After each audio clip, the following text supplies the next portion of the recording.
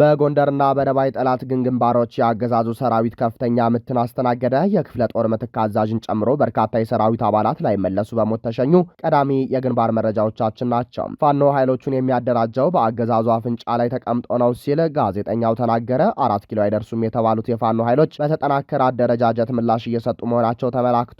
ዝርዝር መረጃ ይዘናል። የምክክሩ ተወያዮች በመጨረሻ ረግጠው ወጡ። በብልጽግና የምክክር ኮሚሽን ስር በአዲስ አበባ ከተማ አስተዳደራዊ ወሰን እና የፖለቲካ አወቃቀር ላይ ሲካሄድ በነበረው የምክክር መድረክም ከፓርቲው ጽህፈት ቤት ቀረበ በተባለው አዲስ መመሪያ ምክንያት ከፍተኛ ለመግባባት ተፈጥሮ ተሳታፊዎች መድረኩን ረግጠው መውጣታቸው ተገለጸ። ከምክክር መድረኩ የተሰሙትን የውስጥ ዱላ ቀረሽ ፍጥጫ በዝርዝር እናስደምጣቸዋለን። የስራና ክህሎት ሚኒስቴር አመራሮች ተይዘዋል። በአዲስ አበባ የተጀመረው የአገዛዙ ሰሞነኛ ዘመቻ ተጠናክሮ ቀጥሏል። በከተማዋ ጭንብል በለበሱ ሰዎች የሚካሄደው አፈና ስጋትን ደቅኗል። የስራና ክህሎት ሚኒስቴር ከፍተኛ አመራሮች ዩኒፎርም በለበሱ የጸጥታ ኃይሎች አማካኝነት ከቢሮአቸው መያዛቸው ተሰምቷል። ሌላኛው የሰዓቱ መረጃችን ነው። በፑንትላንድና በሶማሊያ ፌዴራል መንግስት መካከል የከፋ ወታደራዊ ግጭት ተቀሰቀሰ። አሁንም ያልተቋረጠው ውጊያ የቀጠናውን ስጋት ከፍ አድርጎታል። ሰላም፣ ጤና፣ ፍቅር የምንመኝላችሁ ውድ የብላክ ላይን ሚዲያ ቤተሰቦቻችን እናንተን ይመጥናሉ ብለን ያሰብናቸውን የተመረጡ ዕለታዊ የግንባርና ወቅታዊ መረጃዎችን ወደ እናንተ ይዘን ቀርበናል። ቻናሉን ሰብስክራይብ በማድረግ ቤተሰብ እንድትሆኑ እየጋበዝን ወደ መረጃዎቹ እናመራለን።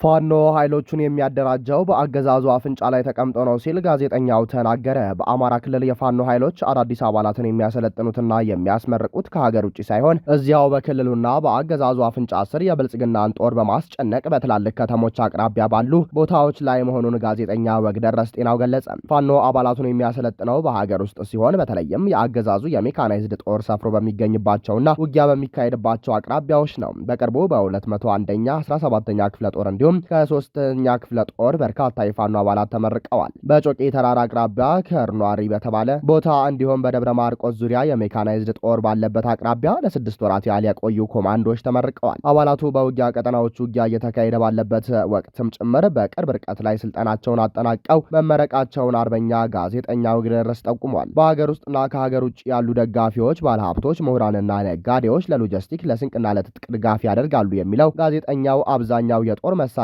ቁሳቁስ የሚገኘው ከአገዛዙ ኃይሎች ጋር በሚደረጉ ውጊያዎችም ወቅት በሚማረክ መሆኑን ጠቁሟል። ጋዜጠኛ ወግደረስ የቀድሞው አትንኩት ደበሌ የአሁኑ አምባሳደር ባጫ ፋኖች ገንዘብ ከፈለጉ መንግስት ይሰጣቸውና ወደ ሰላም ይምጡ ሲል የሰጡትን አስተያየት መሰረታዊ የፋኖን ዓላማ ያለማወቅ ነው ሲል ተችቷል። ፋኖ ወደ ትግል የገባው ለገንዘብ ሳይሆን በአማራ ህዝብ ላይ የተደቀነውን የህልውናና የዘር ማጥፋት አደጋ ለመመከት ነው ሲልም ገልጿል። በፋኖ ድርጅት ውስጥ ሀብታቸውን፣ ቤተሰቦቻቸው የተደላደለ ኑሯቸውን፣ የውጭ ሀገር ዜግነታቸውንና ንብረታቸውን ትተው የተቀላቀሉ በርካታ ባለሀብቶችና ምሁራን ይገኙበታል። ጠቅላይ ሚኒስትር አብይ አህመድ ፋኖ ለህወሓት ወልቃይትንና ራያን ውሰዱ ብሎናል በሚል ያስተላለፉት መልእክት የህዝቡን የትግል አቅጣጫ ለመስበርና ልዩነት ለመፍጠር ያለመ ፕሮፓጋንዳ ነው ሲል ምላሽ ሰጥቷል። የፋኖ ዋና ዋና የትግል ጥያቄዎች የህልውና አደጋን መመከት፣ የወሰንና የማንነት ጥያቄዎችን መመለስና የህገ መንግስት ማሻሻያ ማድረግ ብቻ መሆናቸውን ጋዜጠኛው ጠቁሟል። በጎንደርና በደባይ ጠላት ግንባሮች የአገዛዙ ሰራዊት ከፍተኛ ምትን አስተናገደ። የክፍለ ጦር ምትክ አዛዥን ጨምሮ በርካታ የሰራዊት አባላት ላይ መለሱ በሞት ተሸኙ። የአገዛዙን የስልጣን ዕድሜ ለማራዘም ከየወረዳውና ከየቀበሌው ተሰብስበው የሰለጠኑ አዳዲስ አባላትን ጨምሮ በርካታ የጥምር ጦር አባላት በአፋብን ክፍሎች የተቀናጀና ድንገተኛ ጥቃት ከፍተኛ ውድቀት እንደገጠማቸው ከግንባር የተገኙ መረጃዎች አመላከቱም። በጎጃም በደባይ ጠላት ግን ቀጠና በ5 አቅጣጫ የገባ የአገዛዙ ሰራዊት በ206ኛ ኮር 24ኛ ክፍለ ጦር የደባይ ጮቄ ሻለቃና የቦቅል አባይ ሻለቃ በወሰዱት የተቀናጀ የከበባ ጥቃት ሳይታሰብ ወደ ስበት ማዕከል እንዲገባ ተደርጎም በርካታ የአገዛዙ ጦር ሰራዊት አልቋል። በዚህም አውደ ውጊያ የ75ኛ ክፍለ ጦር የአንደኛ ሻለቃ ምክትል አዛዥ 100 አለቃ ምትኩ የተባለው የጦር አዛዥ የሞተ ሲሆን በርካታ የአገዛዙ ሰራዊት አባላትም ህይወታቸውን አጥተዋል። የተከበበውን ሰራዊት ለማስጣል አገዛዙ የከባድ መሳሪያዎችን መድፍ ዙ 23 እና ሞርተር ቢጠቀምም ከበባውን መስበር አልተቻለውም። በሌላ በኩል በአፋብን ጎንደር ጠቅላይ ግዛት በላይ እዝ ዳግማዊ ቴዎድሮስ 5ኛ ኮር አባል የሆነው የግዙፉ ጎንደር የበጋሻው ክፍለ ጦር ቀጠና ከጠዳ ዩኒቨርሲቲ ሰልጥነው የወጡ የጥምር ኃይል አባላትን በወገራ ወረዳ ሰንበትዬና ጉንትር አቦ ቀበሌዎች በሌሊት ለመግባት ቢሞክሩም የፋኖን ክንድ ለመቅመስ ተገደዋል። የቴዎድሮስ ብርጌድ ነጋሪት ሻለቃና የአጥናፎ ብርጌድ እያየ አስመረው ሻለቃ በፊት ለፊት በይታየው ብርጌድ ደግሞ በግራና በቀኝ ክንፍ ድጋፍ በመስጠት አጥቂውን ኃይል መፈናፈኛ በማሳጣት ኪሳራ አላብሰውታል። ከንጋቱ 12 ሰዓት እስከ ቀኑ 8 ሰዓት በተደረገ በተደረገ ከፍተኛ ትንቅንቅም ከ11 በላይ የሚሆኑ የአገዛዙ አባላት ሲሞቱ ከ8 በላይ የሚሆኑት ደግሞ ከባድና ቀላል የአካል ጉዳት አስተናግደዋል። የተበተነው የኃይል አባል ድረሱልን ጥሪ ማቅረቡን ተከትሎ ከዳባት ገደብዬና አምባ ጊዮርጊስ ከተሞች በዙ 23 እና ድሽቃ ታጅበው የተጓዙ የድጋፍ ሰራዊት አባላት ሙትና ቁስለኛቸውን ይዘው ወደ ገደብ የከተማ ለመመለስ ተገደዋል። በሁለቱም ግንባሮች የታየው የተቀናጀ ወታደራዊ ታክቲክ የአገዛዙን ሰራዊት የማጥቃት እቅድ በማፍረስ በኩል ትልቅ ስኬት ማስመዝገቡ ተገልጿል። የምክክሩ ተወያዮች በመጨረሻም ረግጠው ወጡ። በሀገራዊ የምክክር ኮሚሽን ስር በአዲስ አበባ ከተማ አስተዳደራዊ ወሰንና የፖለቲካ አወቃቀር ላይ ሲካሄድ በነበረው የምክክር መድረክም የፓርቲ ጽህፈት ቤት ቀረበ በተባለ አዲስ መመሪያ ምክንያት ከፍተኛ ለመግባባት ተፈጥሮ ተሳታፊዎች መድረኩን ረግጠው መውጣታቸው ተገለጸ። ላለፉት 4 ሳምንታት ሲካሄድ በነበረው የቡድን ውይይት የአዲስ አበባን የወደፊት ህገ መንግስታዊና አስተዳደራዊ ሁኔታ በሚመለከትም 4 ዋና ዋና አማራጮች ቀርበው ምክክር ሲደረግባቸው ቆይተዋል። አዲስ አበባ ሙሉ በሙሉ ራሷን የቻለች አስተዳደር እንድትሆን፣ የፌዴራል መንግስቱ ቀጥተኛ ተጠሪና የሁሉም ብሔሮች የጋራ ማዕከል እንድትሆን፣ እንደማንኛውም የፌዴሬሽኑ አባል ክልል ሙሉ የክልልነት መብት እንዲኖራት፣ በኦሮሚያ ክልላዊ መንግስት ስር እንድትካተት በሚሉ ርዕሶች በተደረጉት የቡድን ውይይቶች አብዛኞቹ ተሳታፊዎች ከተማዋ የፌዴራል አካል እንድትሆንም በከፍተኛ ድምጽ እየደገፉ ሲሆን 48 አባላት ባሉት አንድ ቡድን ውስጥ 44ቱ ተወያዮች ይህንን ሀሳብ ሲደግፉ 4ቱ ብቻ የኦሮሚያ አካል እንድትሆን መምረጣቸው ተጠቅሷል። ውይይቱ ወደ ማጠቃለያው እየተቃረበ ባለበት ወቅት ከብልጽግና ጽህፈት ቤት ተላከ በተባለ ደብዳቤ አዲስ አበባ የኦሮሚያ ዋና ከተማና የፌዴራሉ መቀመጫ ትሆን የሚል አዲስ አጀንዳ በ250 የቡድን ውይይቶች ውስጥ እንዲካተት ማስገደድ መጀመሩ የተሳታፊዎችን ቁጣ ቀስቅሷል። ይህንን ተከትሎ ላለፉት 30 ቀናት ያልተወያዩበት አዲስ አጀንዳ በመጫኑ ምክንያት ከኦሮሞ ተወካዮች ውጭ ያሉ የሁሉም ብሔሮች ተሳታፊዎች የማጠቃለያ ሰነዱን አንፈርምም በማለት መድረኩን ረግጠው ወጥተዋል።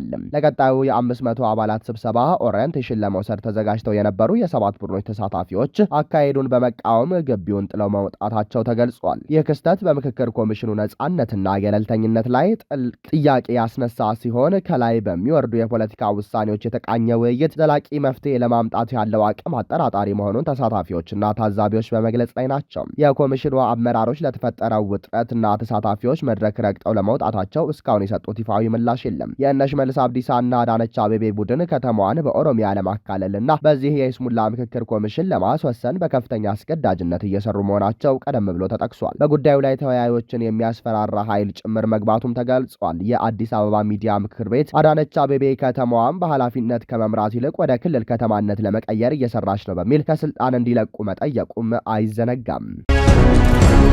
የስራና ክህሎት ሚኒስቴር አመራሮች ተያዙ። በአዲስ አበባ የተጀመረው የአገዛዙ ሰሞነኛ ዘመቻ ተጠናክሮ ቀጥሏል። በከተማዋ ጭንብል በለበሱ ሰዎች የሚካሄደው አፈና ስጋትን ደቅኗል። የስራና ክህሎት ሚኒስቴር ከፍተኛ አመራሮች ዩኒፎርም በለበሱ የጸጥታ ኃይሎች አማካኝነት ከቢሮአቸው መያዛቸው ተሰማ። በአፋኝ ቡድኑ የተያዙት የውጭ ሀገር ሰራተኛ ስምሪት ዋና ስራ አስፈጻሚ አቶ ኤርሚያስ ተክሌና የስራ ገበያ መረጃ ስርዓት ፕሮጀክት ጽህፈት ቤት ኃላፊ አቶ ብርሃኑ አይልካ እንደሆኑ ተረጋግጧል። የጸጥታ አካላቱ አመራሮቹን ከያዟቸው በኋላ በቢሮአቸው ውስጥ የሚገኙ ሰነዶችንና የመረጃ መያዣዎችን ሲሰበስቡ እንደነበር ተመላክቷል። የብልጽግናው አገዛዝ በቅርቡ ከህገወጥ ሰው ማዘዋወር ጋር በተያያዘ በርካታ ተጠርጣሪዎችን በቁጥጥር ስር መዋሉን በሚዲያ ይፋ ማድረጉ የሚታወስ ሲሆንም የሁለቱ አመራሮች መያዝም ከዚሁ ዘመቻ ጋር የተያያዘ ሊሆን እንደሚችል የዓይን እማኞች ገልጸዋል። የእነዚህ ሁለቱ አመራሮችና ሚኒስቴር መስሪያ ቤቱ በሚከተለው አጠቃላይ የአሰራር ሂሳብ ላይ ከስራና ሰራተኛ አጋዥ ኤጀንሲዎች ዘንድ ተደጋጋሚ ቅሬታዎች ሲቀርቡ መቆየታቸው ይታወሳል። ቀደም ሲል የውጭ ሀገር ስራ ስምሪት ኤጀንሲዎች ሚኒስትሩም አዲስ ረቂቅ አዋጅ ለማጽደቅ በሚያደርገው እንቅስቃሴ ላይ ከፍተኛ ቅሬታ አቅርበው ነበር። ሚኒስቴር መስሪያ ቤቱ የውጭ ሀገር ስራ ስምሪት አዋጅ ቁጥር 923/2008 እና ማሻሻያ አዋጅ ቁጥር 1246/2013 ለመተካት በሚንቀሳቀስበት ወቅት የባለድርሻ አካላትን አስተያየት በአግባቡ ሳይቀበል በችኮላ ለማጽደቅ ሲጥር እንደነበር ቀደም ብሎ በመሰረት ሚዲያ የምርመራ ዘገባ ተመላክቶ እንደነበር ይታወሳል። በተጨማሪም ረቂቅ አዋጁ ስራ ፈላጊ ዜጎችን፣ ኤጀንሲዎችን በነጻነት መዝግበው እንዲያሰማሩ በመከላከል ሚኒስቴር መስሪያ ቤቱ ብቻ የመመዝገብ መብት እንዲኖረው በማድረግ ኤጀንሲዎችን እንደ ደላላ የሚቆጥር አሰራር ለመዘርጋት መሞከሩ መግለጹም አይዘነጋም። ከዚሁ ጋር ተያይዞ ኤጀንሲዎች በስማቸው በዝግ አካውንት የሚያስቀምጡትን የዋስትና ገንዘብ መጠን ከ100,000 የአሜሪካ ዶላር ወደ 200,000 ዶላር ከፍ ለማድረግና ገንዘቡንም በሚኒስትሩ ቁጥጥር ስር ለማዋል መታቀዱ በወቅቱ በስፋት የተተቸ ጉዳይ ነው። በባንክ ዋስትና አሰጣጥና በስራ ስምሪቱ አሰራር ላይ ግልጽነት የጎደላቸውና ለሙስና አሰራር በር የሚከፍቱ ደንቦች መካተታቸውን በኤጀንሲዎቹ በኩል ተደጋጋሚ አቤቱታዎችን አስነስተው እንደነበረ አብሮ ተገልጿል።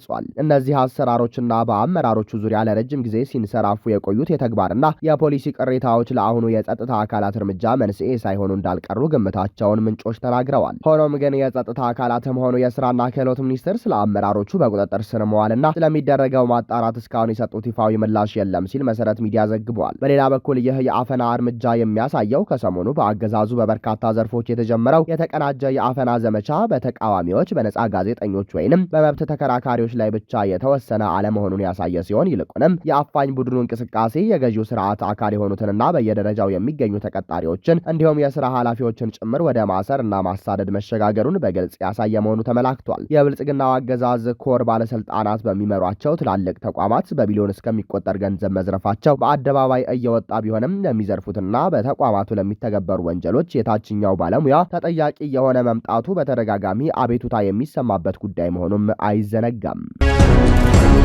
በፑንትላንድና በሶማሊያ ፌዴራል መንግስት መካከል የከፋ ወታደራዊ ግጭት ተቀሰቀሰ። በሶማሊያ ከፊል ራስ ገዝ አስተዳደር የሆነችው ፑንትላንድና በፌዴራል መንግስቱ መካከል በስትራቴጂካዊቷ ጋልካዮ ከተማ ከፍተኛ ወታደራዊ ግጭት መቀስቀሱ ተገለጸ። ይህ በቅርብ ዓመታት ውስጥ የተመዘገበው የከፋው ግጭት በቀጠናው ላይ የነበረውን የፖለቲካ ውጥረት ወደ ከፋ ወታደራዊ ፍልሚያ ያሸጋገረ ክስተት ሆኗል።